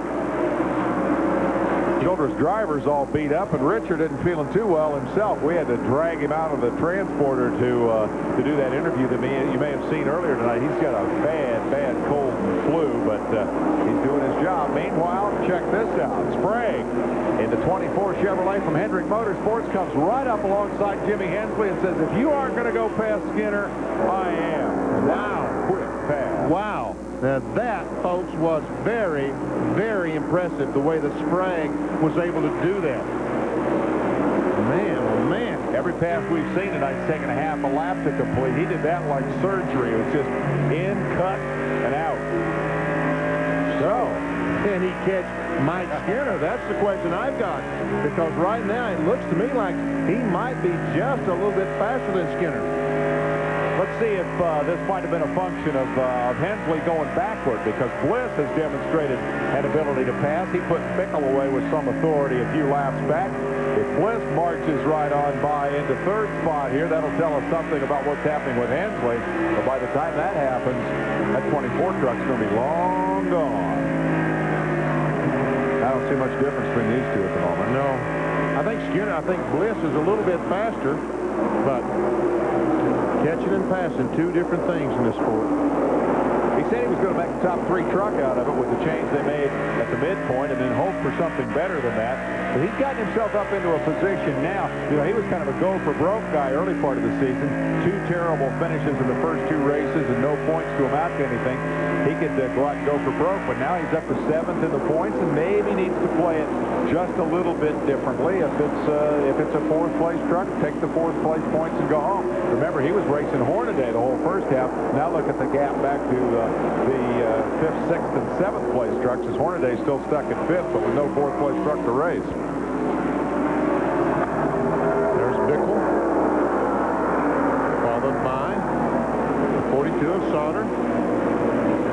Has Hornaday gotten by the 43 the last time we saw this? He hadn't. Has Ron Hornaday not made this pass since the last time we saw these trucks? I think he has. I'm being told that Hornaday may have slacked the front straightaway wall a lap ago and backed up a bit. So I guess that would make sense. He backed up to Bickle. No, he had to have passed Bickle. Yeah, since we last saw this picture. Yeah. So Bickle's problems continue. He is now 6th on the racetrack, and Sauter is in his mirrors. Sauter drives down, trying to catch some green racetrack, trying to get some kind of bite that will bring him alongside Rich Bickle's truck was not able to do that. Safe to assume that after you've got 60 or 70 laps on the tires, it doesn't get any easier to find traction down there at the bottom. No, it doesn't. You see John Nemechek, that white truck on the inside, John Nemechek. Ooh, and Sauter tried to turn under the truck that time and got it a little bit loose. TJ Clark's back out there. He'd been black flagged for a leak. They fixed it, and he has returned to the competition, but he is way downfield. 24th spot, 20 laps down.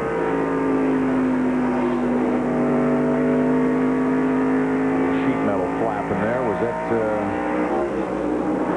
Stacy's truck, I think? Might have been Dave Stacy. Yes, it was, as a matter of fact. Dave Stacy. Welcome him to the series. First truck start here this evening. I wonder how long he'll stay out there before he gets the black flag. He's got something loose for sure.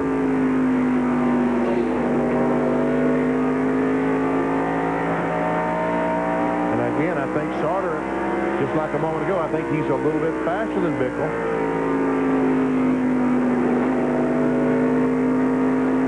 Riding on board with Bickle. There you see him, 6th place truck.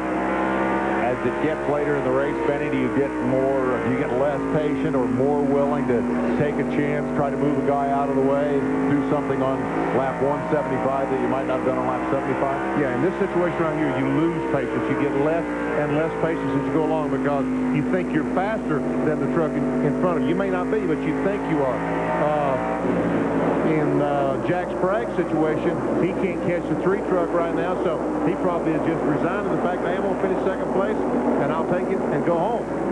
But now Sauter, trying to get alongside, can't do it. He's made several runs at him, but as we alluded a few moments ago, you get the fender up alongside and then try to make the move, you'll just get yourself in trouble.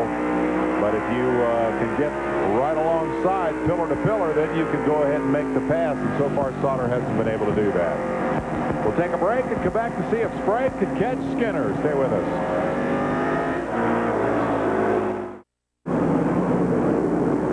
Back at Indianapolis Raceway Park with 171 laps in the book. We are under yellow for the 6th time. And we see smoke coming from Jimmy Hensley's truck, the man who looked to be most likely to challenge Mike Skinner for much of this race.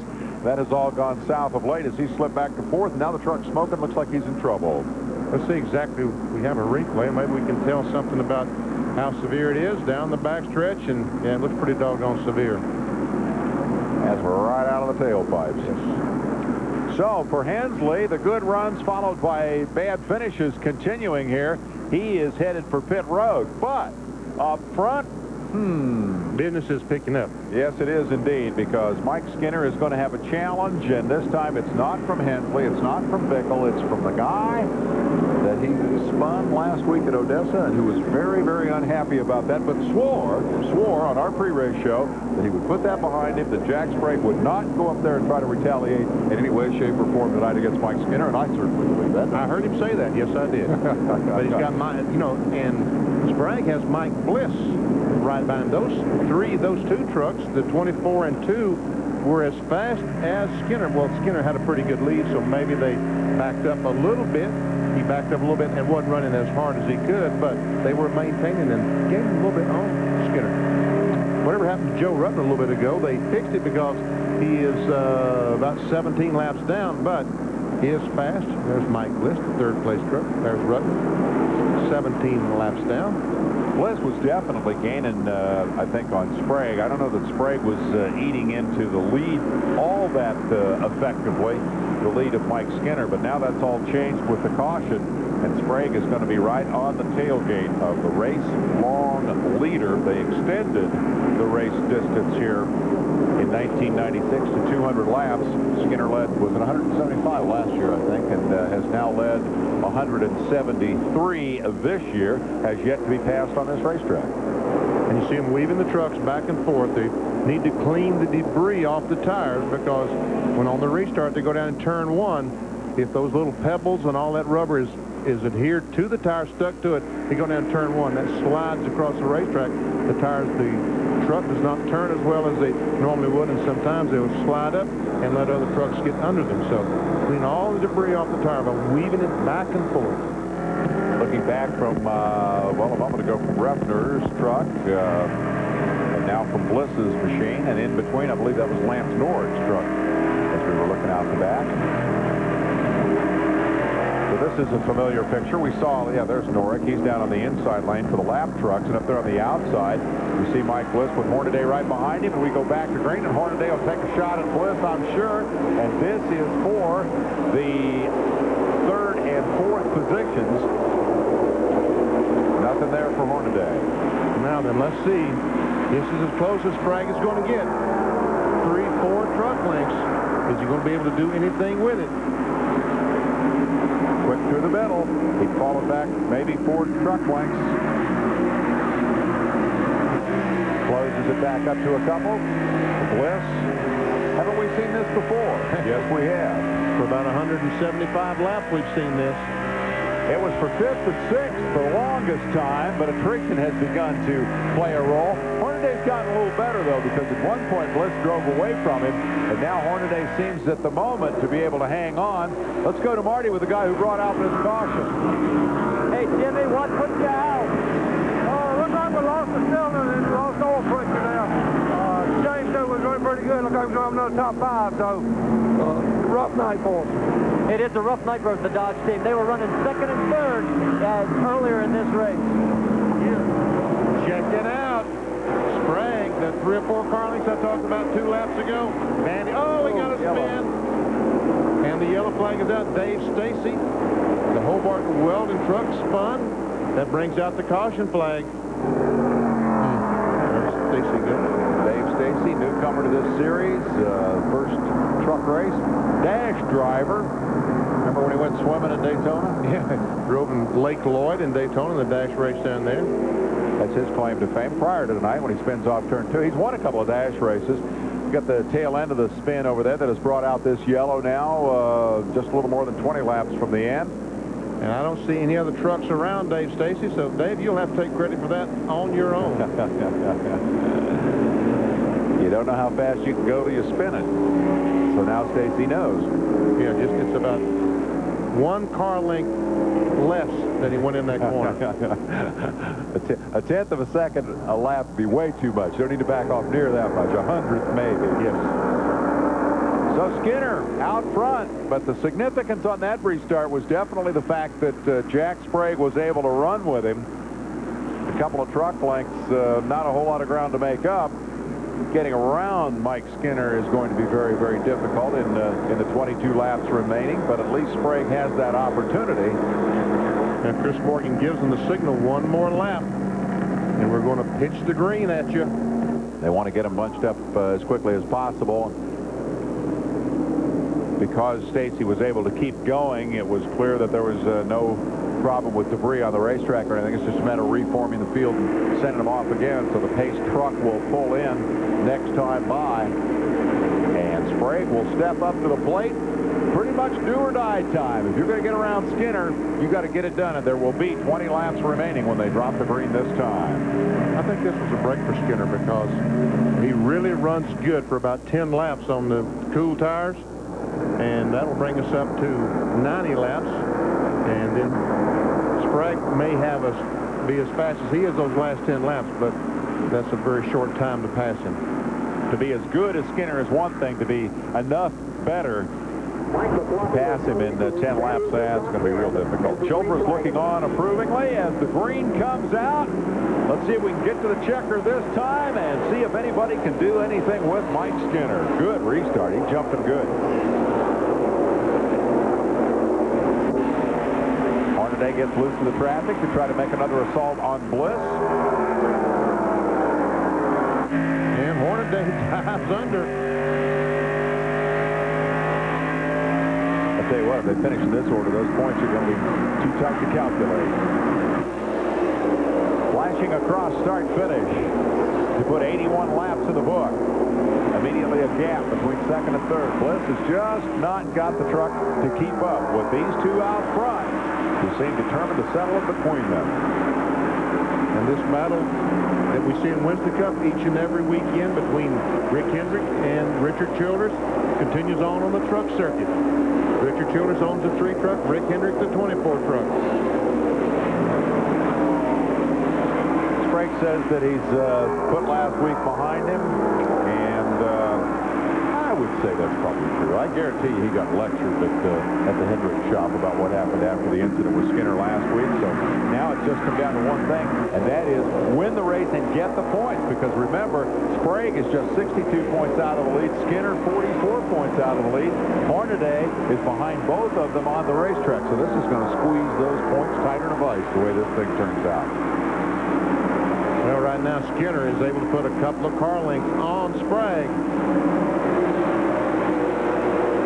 We have not seen anything better than the 3 truck since they dropped the initial green flag here at Indianapolis Raceway Park when this series was brand new. The series has not seen anything better than Skinner from the get-go either. Meanwhile, here is your 5th and 6th place battle. Skinner has won 11 races in last year's championship.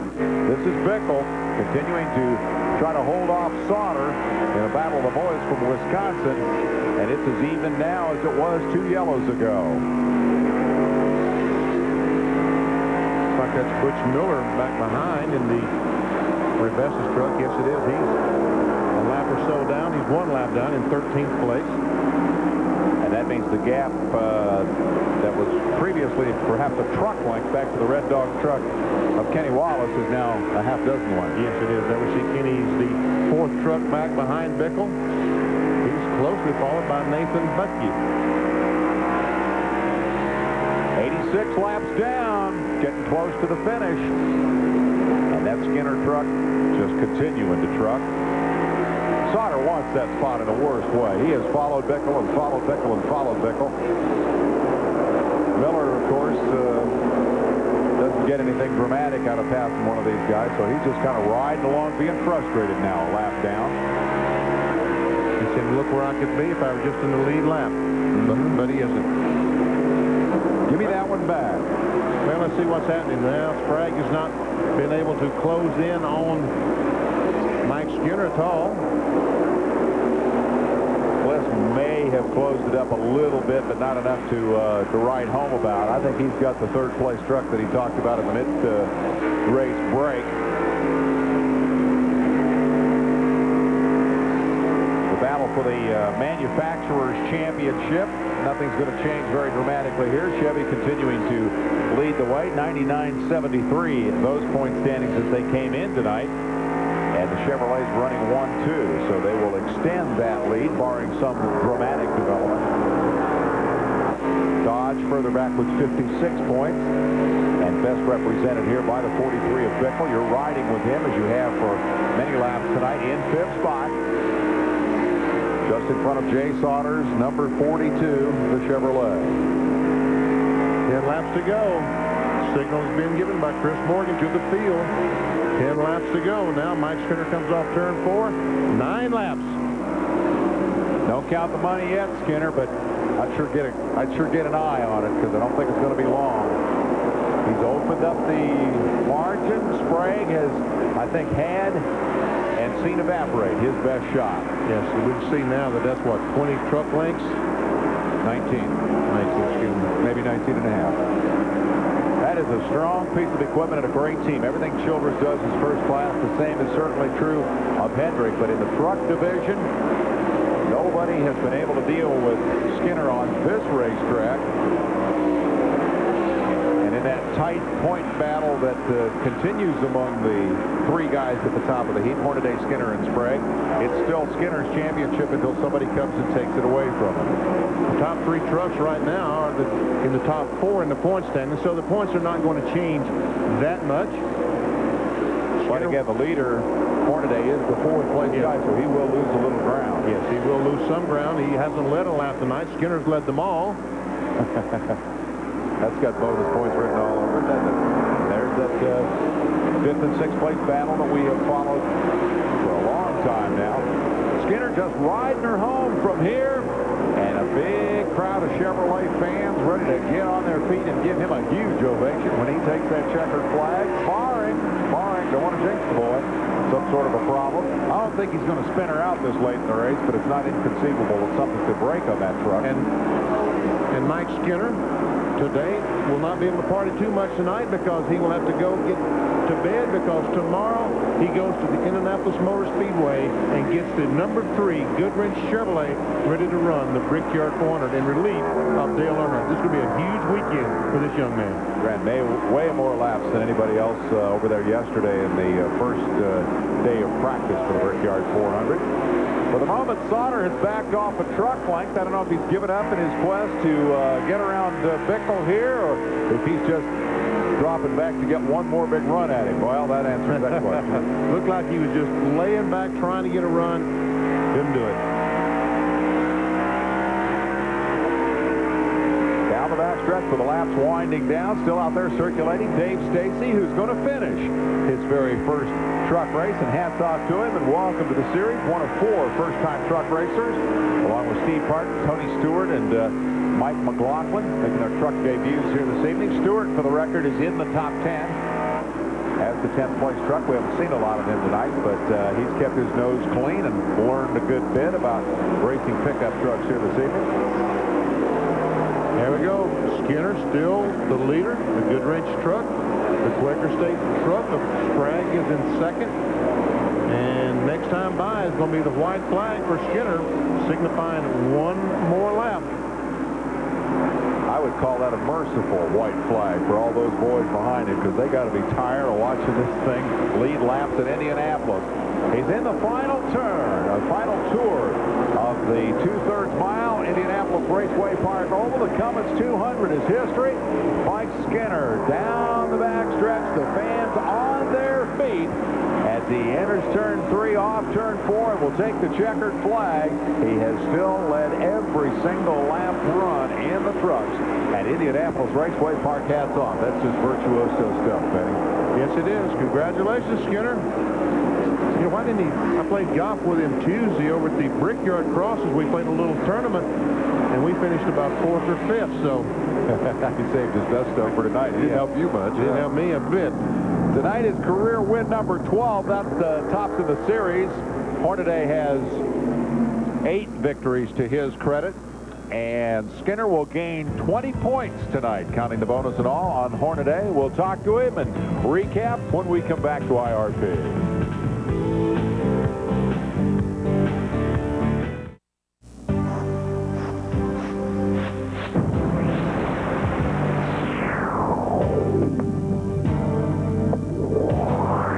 ESPN Speed World coverage of the Cummins 200 has been brought to you by Quaker State, the motor oil that exceeds the highest standards for engine protection, and by Sears Tire and Auto Centers.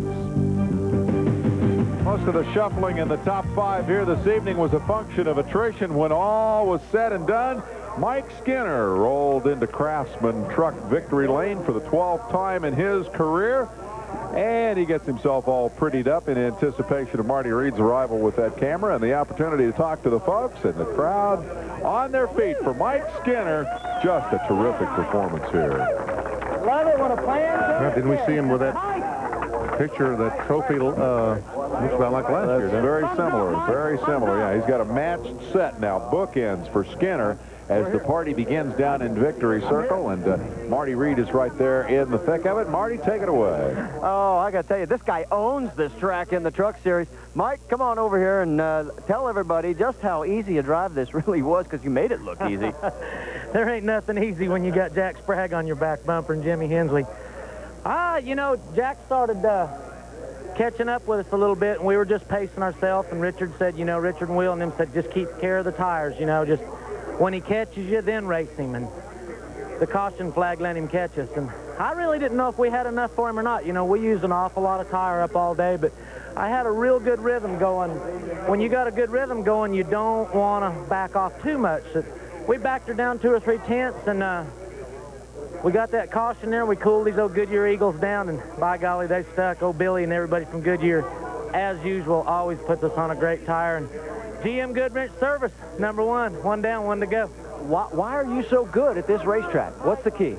Beats the heck out of me. I don't know if that I'm that good or this truck is that good. This is truck 1, Old Faithful. Won the first race at Phoenix. First truck we built. It's a bad machine. And Todd Barrier, he is a shock-building son of a gun. That's all I can say. Ronnie Crook and Todd builds the shocks. Ronnie on the Winston Cup car and Todd on this truck. And Eddie Lanier, Robert Scott, Will, Richie. There's too many to mention. You guys are the greatest. I love you to death, man. When you got a team like that, it's pretty easy to win these old races sometimes. Congratulations, Mike Skinner. The points, guys, they got to be real tight. When you lead every race, you got time to make little notes of everybody that you want to thank, right? I'm telling you. Richard Childress comes in, congratulates his driver. Definitely business as usual for that outfit tonight at Indianapolis Raceway Park. Folks sticking around for the party here as the Childress bunch celebrate Mike Skinner's victory. There's your top 5. We'll be back to run down the rest of the finishers. These folks aren't leaving. They've seen the truck race. They're ready for the Busch race tomorrow. Let's take a look at how they finish. Skinner comes away the winner and picks up a total of 20 points on Hornaday. He's now just 24 behind in the battle for the championship. Sprague is just 52 points back after the runner-up finish tonight, and Bliss moves from 7th to 5th. Hornaday, the point leader, settled for 4th. Bickle, Sauter, Wallace, the new kid Butke, McLaughlin, and Stewart rounding out the top 10. Also, Steve Park in his first truck race finishes 11th. Harry Gant on the lead lap, 12th. Butch Miller continues 1 lap down. And Jeff Burton and Cragen is in 15th. Then we see Resendez, Stacy, Corelli, Brevac, and Refner with all his problems finishes 20th, 12 laps down. Keselowski with an unscheduled stop there early on. Rutman with all his troubles hit the wall, had a flat stop for a long time, and ultimately came back to finish 22nd. Clark, Norick, Hensley, Nemechek, Evans, George Cox, and the rest of the field.